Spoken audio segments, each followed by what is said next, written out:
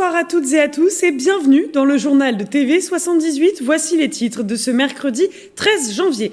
La crise sanitaire a accentué une pratique, le télétravail. Entreprises et administrations se sont adaptées, mais quels sont les enjeux économiques et sociaux? C'est ce qu'a voulu savoir l'agglomération de Saint-Quentin en Yvelines. La vice-présidente en charge du développement économique, Alexandra Rosetti, nous dévoilera les résultats d'une enquête réalisée auprès de télétravailleurs. Nous entendrons aussi la voix d'une chef d'entreprise. Dans l'actualité également, depuis fin décembre, la ville de La Verrière a déployé 8 médiateurs sociaux. Ils vont à la rencontre des habitants avec un double objectif, la tranquillité publique et l'insertion sociale. Enfin, un mot de sport, rencontre avec Antoine Guibaudot. C'est l'un des sportifs à suivre en 2021. Et à 15 ans, il fait partie des meilleurs tennisman de sa génération. Et aussi, nous parlerons d'un mur anti-bruit en test au Mureau depuis 6 mois.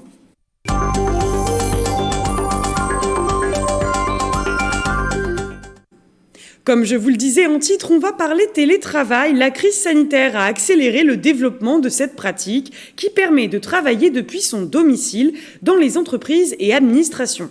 Et justement, l'agglomération de Saint-Quentin en Yvelines dévoile pour TV78 les résultats d'une enquête à ce sujet réalisée auprès de télétravailleurs du territoire. Pour nous en parler, Alexandra Rosetti, bonsoir. Bonsoir.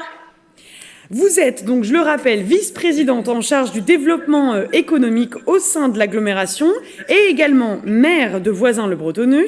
Alors, Sky a lancé une enquête, comme je le disais, auprès des télétravailleurs du territoire. Un sondage qui a été réalisé du 9 au 22 décembre dernier via des campagnes Facebook principalement. Selon les résultats, 92% des sondés, 2010 personnes précisément, apprécieraient de télétravailler à Sky. D'abord, Alexandra Rosetti, un peu plus de 2000 personnes ont répondu à ce sondage. Est-ce que les personnes interrogées travaillent à Saint-Quentin-en-Yvelines ou bien hors Saint-Quentin?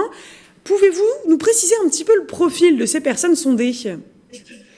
Tout à fait. Alors d'abord, je tiens à remercier les 2010 personnes qui ont répondu parce que c'est un beau taux de réponse.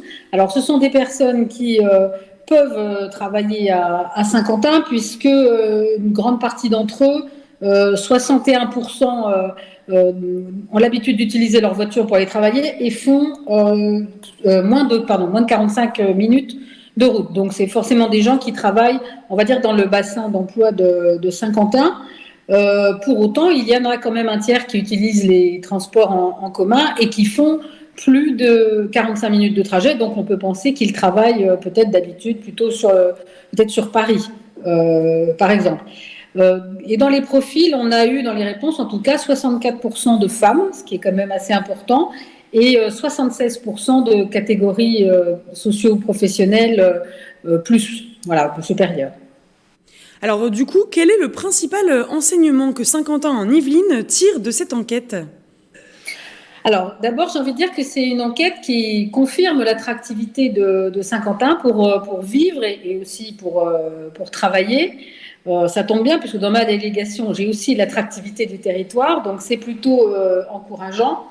Ça confirme également, justement, le fait de télétravailler dans une agglomération où le cadre de vie est agréable, puisque le côté espace vert ressort de façon assez forte. C'est une communauté d'agglomération également qui permet des pratiques sportives plus simples. Alors, quand on télétravaille, on n'est pas en train de faire du sport, bien entendu, mais ça peut permettre d'avoir des moments de pause et de détente un peu plus nature, voire sportive. Voilà. Et puis, c'est aussi une enquête qui conforte, qui confirme en tout cas l'importance des commerces de proximité. Puisque les gens... on va en parler des commerces de proximité. Je me permets de vous interrompre. Dans le détail de ce sondage, vous êtes interrogé, donc comme vous le disiez, sur l'impact du télétravail sur ces commerces de proximité. Ils seraient davantage fréquentés. Alors le chiffre, c'est 43% des sondés qui les fréquenteraient davantage. Quel est l'enjeu alors du télétravail au vu de ces résultats pour le développement économique d'une agglomération telle que Saint-Quentin en Yvelines ? Alors, ça veut dire qu'il faut s'adapter, parce que j'ai envie de dire que tous les petits commerces, tous les commerces de proximité n'en ressortent pas forcément gagnants. Par exemple, si vous parlez avec les pressings, ils ont forcément moins de clients puisque les gens vont peut-être moins porter de costumes ou de tailleurs qu'ils iront faire ensuite nettoyer. Et puis, je pense que pour les restaurants également, alors je ne parle même pas évidemment de la période dramatique qu'ils sont en train de vivre, mais pour les restaurants, il y a également besoin de... Enfin, les gens vont moins au restaurant, voilà. Mais du coup, il faut ressortir une demande de plus grande diversité, alors dans la restauration, et puis également dans les produits auxquels ils ont accès. Je crois qu'on a aussi assisté à un boom de l'envie d'avoir des produits issus de circuits courts. Voilà, donc ça, c'est des choses qui ressortent beaucoup plus clairement grâce à cette enquête. Alors, est-ce que cet état des lieux fait suite, j'imagine, à l'augmentation du télétravail avec la pandémie et cette fameuse crise sanitaire dont vous l'avez évoquée juste à l'instant? Ben oui, tout à fait. C'était important parce que beaucoup de gens qui ont répondu, par contre, sont des habitués du télétravail. C'est-à-dire que c'était pas loin d'être une nouveauté pour tout le monde, puisqu'on peut dire que il y a 40% parmi les gens qui ont répondu, 40% seulement ont commencé pendant l'année du confinement. Donc, c'est des pratiques qui étaient déjà habituelles. Et l'enquête fait également ressortir le souhait pour les gens de télétravailler 2 à 3 jours par semaine, même lorsqu'on sera sorti de cette crise. Donc, ça montre que le télétravail peut apporter une certaine qualité de vie, mais qu'en même temps, les gens veulent continuer à garder le contact, bien sûr, avec leurs collègues. Ça reste quand même un besoin important. Et donc, ça va faire sortir... Oui, oui, je vous écoute. On va écouter juste pour finir Doro, ça. Comme je vous le disais, on va écouter l'entreprise Doro, située à Montigny-le-Bretonneux. Le télétravail, justement, chez elle, était déjà en place pour ses 19 collaborateurs. Valérie Olek, la dirigeante de cette entreprise spécialisée dans la commercialisation de téléphones et mobiles destinés aux seniors, au micro de Nicolas Dandry.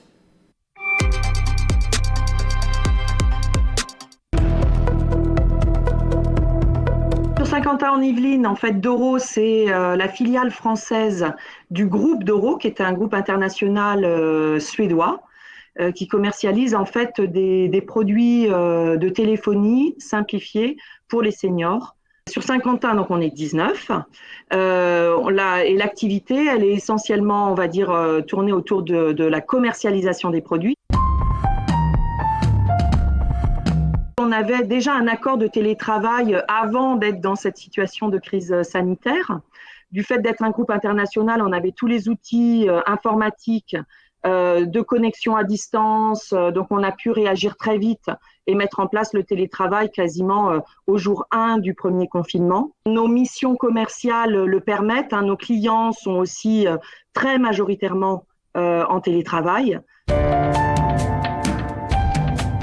Ça s'est très très bien passé au début, on s'est bien organisé. En plus, on avait, vu qu'on était en télétravail complet, donc des petites réunions qu'on appelle gardons le lien et qui permettaient effectivement d'être vraiment en lien malgré tout. Le fait qu'on ait mis en place sur ce deuxième confinement une présence permanente, je vous ai expliqué les raisons pratiques, mais il y avait aussi des raisons un petit peu plus parfois psychologiques et matérielles pour des salariés dont les conditions, on va dire, de logement personnel, de vie personnelle, finalement rendaient le télétravail sur le long terme assez pénible.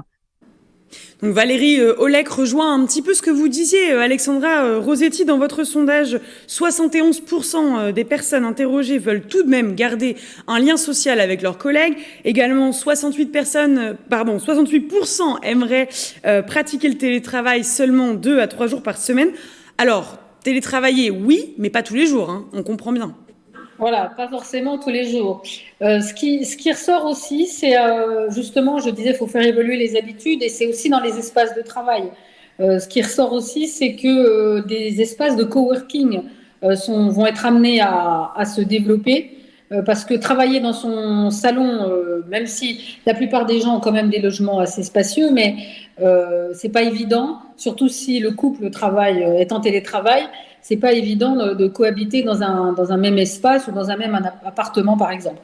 Donc, les espaces de coworking vont devoir également se développer. Il y en a déjà, mais il faut justement qu'on améliore la communication sur ces lieux. Et je pense que toutes les communes de Saint-Quentin vont bien sûr s'intéresser à ce sujet. Vous avez des projets d'espaces de coworking à développer, à implanter supplémentaires à l'agglo? Oui, on est en train d'y travailler, justement. On travaille sur plusieurs choses, sur ce type de projet. On travaille également sur ce qu'on appelle des tiers-lieux, c'est-à-dire des endroits qui peuvent accueillir des entreprises pour des formations, pour des rencontres, pour des débats, enfin pour différentes thématiques. Donc l'agglomération de Saint-Quentin est vraiment en train de déployer toutes ses forces pour pouvoir améliorer l'accueil des gens qui sont en télétravail ou permettre aux entreprises de déconcentrer un petit peu leur mode de travail. Dernière question, Alexandra Rosetti. Si le télétravail, venait à se généraliser à 100%, quelles seraient les conséquences sur les infrastructures, les transports en commun et bien d'autres choses pour une agglomération comme Saint-Quentin en Yvelines qui possède énormément justement d'entreprises sur le territoire? Alors, ce serait sans doute pas une très bonne chose, puisque, c'est sûr que d'un point de vue circulation, c'est toujours beaucoup mieux. On a vu pendant le dernier confinement l'impact d'avoir tout le monde à la maison, évidemment, est très bénéfique pour ça. Mais sinon, je pense qu'on y perdrait aussi en dynamique et en vie sociale, tout simplement. Alors, il y a beaucoup de projets d'immobilier d'entreprise sur Saint-Quentin qui continuent à se développer. Donc, ça, la marque de l'attractivité de Saint-Quentin, mais je pense qu'à l'intérieur de ces projets, il faut aussi apprendre à adapter les façons d'accueillir les salariés. Donc ça, c'est tout un travail qu'on a toujours en cours aussi avec nos entreprises et avec les promoteurs qui font de l'immobilier d'entreprise. Merci Alexandra Rosetti d'avoir été avec nous. Je vous en prie, merci à vous. Toujours dans cette thématique du télétravail, les confinements et le recours à cette pratique désormais augmentée favorisent les aménagements des maisons et des appartements. Depuis quelques mois, les architectes et décorateurs d'intérieur voient venir de nouveaux clients prêts à rendre leur logement plus approprié au travail. Reportage d'Astrid Bergère et Pierre-Hugo Rébert. Travailler chez soi nécessite d'avoir un espace agréable et aménagé, qu'il soit dans le salon, dans la chambre ou dans la cuisine. Certains salariés veulent pouvoir être à l'aise. Ils font donc appel à des architectes et des décorateurs intérieurs. L'agence a eu beaucoup de demandes depuis la mise en place du confinement. Un salarié qui travaille chez lui de façon confortable, agréable, sur un espace qui est fonctionnel, constitue pour sa société une meilleure valeur ajoutée. C'est clair. Donc on a besoin d'être bien pour travailler. Chez cette cliente, un projet de rénovation de la cuisine avait déjà été entamé. Mais avec l'arrivée du confinement et du télétravail, tout a été repensé. Il y a eu des variations d'un point de vue matériaux, puisque le client a souhaité mettre son point de bureau de travail au centre névralgique de la maisonnée, donc la cuisine. Les matériaux étaient beaucoup plus foncés, donc on a apporté des notes beaucoup plus fraîches et joué avec vraiment la lumière pour que l'espace soit beaucoup plus lumineux. Un plan de travail clair, des meubles blancs à la place de bleu canard, une grande verrière ouverte sur le salon et une décoration épurée. La cliente voit vraiment la différence avec le début du premier confinement. Je me suis retrouvée enfermée dans mes 4 murs de chambre sur une petite table ronde comme ça. C'était un peu compliqué et j'avoue que j'ai respiré, quoi. Quand on a refait mon espace en bas, waouh, quoi. C'était totalement différent. Selon une enquête réalisée par l'agglomération de Saint-Quentin en Yvelines sur 2000 personnes, 92% d'entre elles disent apprécier de télétravailler sur ce territoire. L'actualité, c'est aussi la campagne de vaccination contre le Covid-19 qui se poursuit. En Ile-de-France, plus de 40 600 personnes sont désormais vaccinées. Les personnes de 75 ans et plus peuvent d'ailleurs d'ores et déjà s'inscrire, notamment sur Doctolib, pour leur future vaccination qui démarrera à partir de lundi 18 janvier. Je rappelle qu'uniquement le personnel soignant de plus de 50 ans pouvait se faire vacciner jusqu'alors. Le ministre de la Santé, Olivier Véran, a d'ailleurs annoncé hier qu'un décompte global et par région serait mis en ligne tous les soirs à 19h30 sur le site du ministère de la Santé. Et la question de la vaccination, son déploiement sera développé, analysé et débattu dans le 7-8 Société présenté par Mélanie Poquet à partir de 18h30.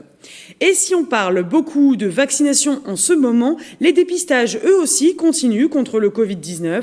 Ce samedi 16 janvier, un dépistage est organisé au Clé-sous-Bois. Gratuit et sans rendez-vous, ces tests sont gérés par la Croix-Rouge.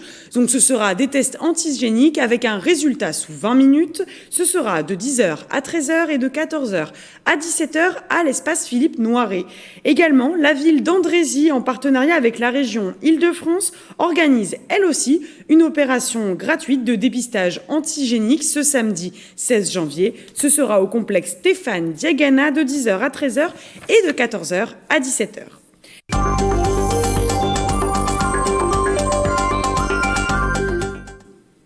Réduire les nuisances sonores tout en produisant de l'énergie pour la vie urbaine, c'est l'ambition de l'entreprise TechSafe Industries qui teste au Mureau depuis 6 mois un mur anti-bruit photovoltaïque. Les explications de Frédéric Dartois, directeur général de TechSafe Industries, au micro de Pierre-Hugo Rébert.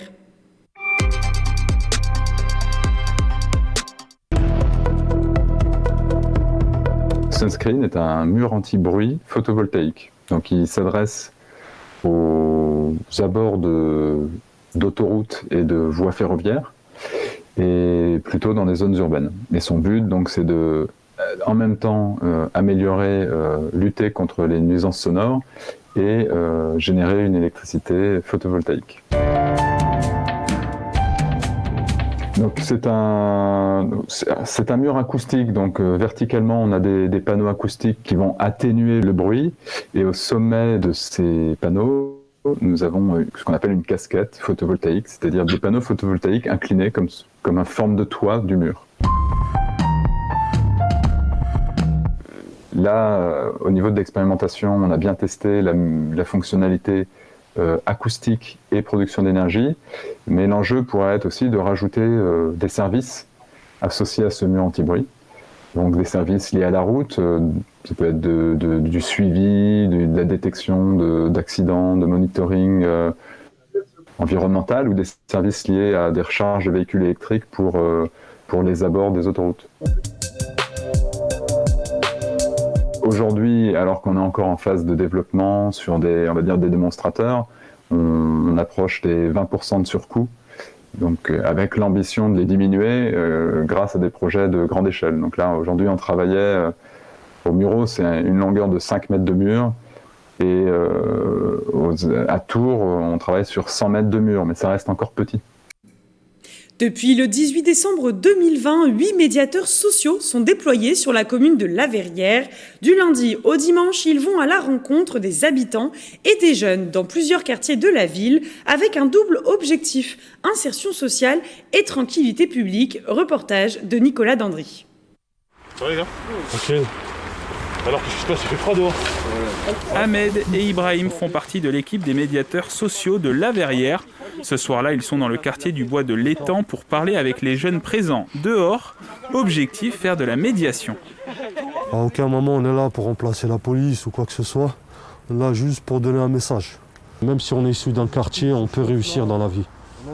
On sait que des fois dans la vie c'est pas facile, mais voilà, on peut toujours s'en sortir avec les bonnes personnes et on peut être toujours bon conseiller. Même si des fois dans des familles ça peut pas le faire, où chaque personne, comme des jeunes, sont mal orientés, donc nous on est là pour ça, pour les aider, les orienter. Orly Park, le bois de l'Étang, le village, les médiateurs sociaux se rendent dans les différents quartiers de la commune depuis le 18 décembre 2020.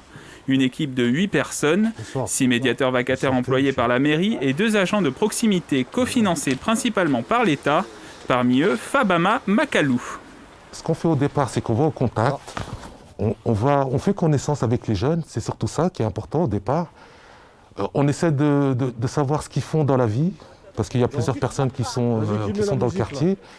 Pour le planning, il y a 2 adultes relais de la préfecture qui travaillent du lundi au vendredi. Et pour les vacataires, eux, ils font du vendredi, samedi, dimanche, et ils sont amenés aussi à travailler les jours fériés. Cette idée des médiateurs sociaux, une proposition de Nicolas Dainville durant la campagne des municipales de 2020.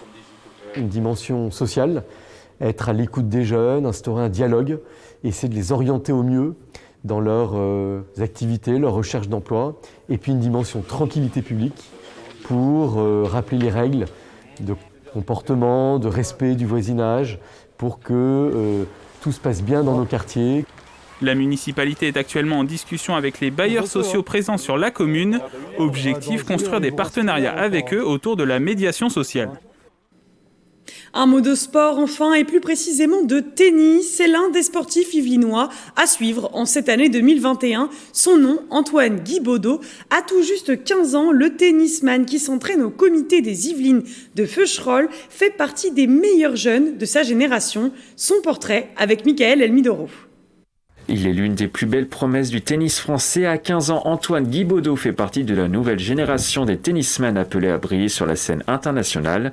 Le tennis, une discipline que le sportif d'1m87 a connue très jeune. J'ai commencé le tennis à 3 ans avec mon père parce que lui aussi il jouait et du coup il m'a fait essayer et j'ai tout de suite aimé ça. Du coup c'est comme ça que j'ai commencé. Je me souviens que j'ai tout de suite aimé ce sport. Très rapidement, Antoine s'inscrit dans le club de sa ville Saint-Léger-en-Yvelines avant de partir au Perret en Yvelines. Aujourd'hui, ce spécialiste des surfaces dures et fan de Raphaël Nadal s'entraîne quasi quotidiennement au comité des Yvelines de Feucherolles en étant licencié au tennis club des Loges à Saint-Germain-en-Laye. Ma journée en général, c'est je m'échauffe 30 minutes. Après, je fais 2 heures de tennis. Je refais 2 heures de physique et 2 heures de tennis après. Et je finis souvent par de la récupération, 30-45 minutes. Un entraînement payant, le sportif qui sert à plus de 185 km/h a été ces dernières années champion d'Europe par équipe et champion de France. Il a également atteint les demi-finales des Petits As. Antoine Guibaudot a également participé en 2020 pour la première fois à Roland-Garros Junior. Le tennisman a été éliminé au 3e tour. Forcément, c'est mon rêve de jouer ces tournois-là et d'essayer de les gagner aussi. Du coup, ouais, forcément, c'était une super expérience et j'ai eu beaucoup de chance de pouvoir le faire. Satisfait, oui, mais après, j'aurais bien aimé aller plus loin quand même. Parce que le but, c'est quand même pas de se contenter d'une victoire au premier tour, mais d'essayer de gagner les tournois comme ça. En 2021, Antoine Guibaudot a de grandes ambitions. Il espère participer aux différents grands chelems et notamment à Roland-Garros Junior. Et il envisage également de disputer des tournois sur le circuit professionnel mondial. Des étapes importantes pour atteindre son objectif, être numéro 1 mondial.